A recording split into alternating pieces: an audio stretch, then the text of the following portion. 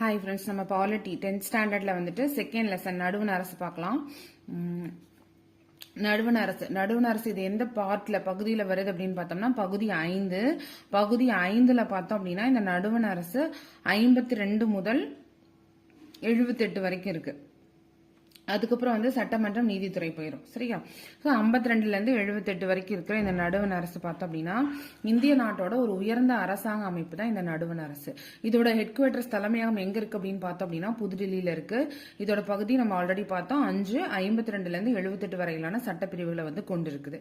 இதோட நிர்வாகம் பற்றி குறிப்பிடுது. இது எல்லாமே அதோட நடுவண் அரசோட நிர்வாகத்தை பத்தி குறிப்பிடுகிறது. இப்ப அரசியலமைப்பு உருவாக்கிறவங்க பார்த்தோம் அப்படின்னா இந்தியா வந்து பரந்த பன்முகத்தன்மையை கருத்துல கொண்டு இந்தியா வந்து எப்படி இருக்கு அப்படின்னா ஒரு கூட்டாட்சி முறை அரசாங்கமா இருக்கு. இப்ப இந்த நடுவண் அரசை வந்து 3 அங்கங்கள் கொண்டு இருக்கு. அது என்னென்னு பார்த்தோம் அப்படின்னா நிர்வாகம், சட்டமன்றம், நீதித்துறைன்னு சொல்லிட்டு 3 அங்கங்கள் இருக்கு.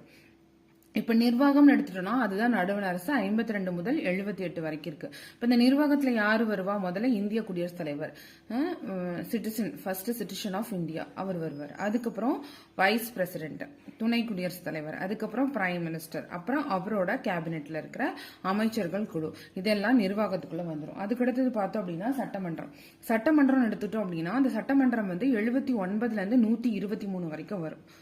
122 வரைக்கும் வரும். இந்த சட்டமன்றத்துல நாடாளுமன்றம் இருக்கு. நாடாளுமன்றம் 2 அவைகளை கொண்டிருக்கு. ஒன்னு பார்த்தோம் அப்படின்னா மாநிலங்களவை, இன்னொன்னு மக்களவை. மாநிலங்களவைன்னு சொல்லப்படுறது வந்து ராஜ்யசபா, மக்களவைன்னு சொல்லப்படுறது லோக்சபா.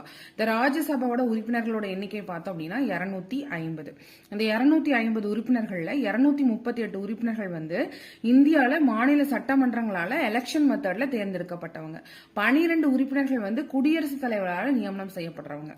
அடுத்து மக்களவை. லோக்சபான்னு பார்த்துட்டோம் அப்படின்னா இதுக்கு வந்து 545 உறுப்பினர்கள் இருக்காங்க. இதுல 543 உறுப்பினர்கள் வந்து மக்களால தேர்ந்தெடுக்கப்பட்டவங்க. இந்த 2 உறுப்பினர்கள் மட்டும்தான் குடியரசுத் தலைவரால் தேர்ந்தெடுக்கப்பட்ட ஆங்கிலோ இந்தியர்கள். ஆங்கிலோ இந்தியர்களுக்கு பிரதிநிதித்துவம் இல்லை அப்படிங்கிற பட்சத்துல மட்டும் அந்த 2 உறுப்பினர்களை செலக்ட் பண்ணுவாங்க. பட் இப்ப அது கேன்சல் ஆயிடுச்சு.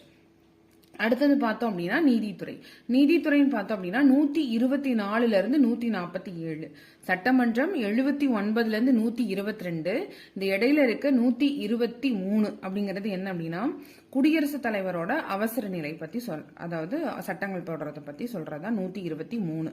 அதுக்கடுத்தது நீதித்துறைங்கிறது எங்க ஸ்டார்ட் ஆகுது அப்படின்னா 124ல ஸ்டார்ட் பண்ணி 147 வரைக்கும் இருக்கிறது நீதித்துறை. இந்த நீதித்துறையில யார் இருப்பா அப்படின்னா இந்திய உச்ச நீதிமன்றம், இந்திய அரசியலமைப்போட பாதுகாவலன்னு சொல்லப்படுற இந்திய உச்ச நீதிமன்றம், அப்புறம் இந்திய தலைமை நீதிபதி, அதுக்கப்புறம் மற்ற நீதிபதிகள்லாம் இந்த நீதித்துறையில வருவாங்க. நடுவண் சட்டமன்றம் தான் வந்துட்டு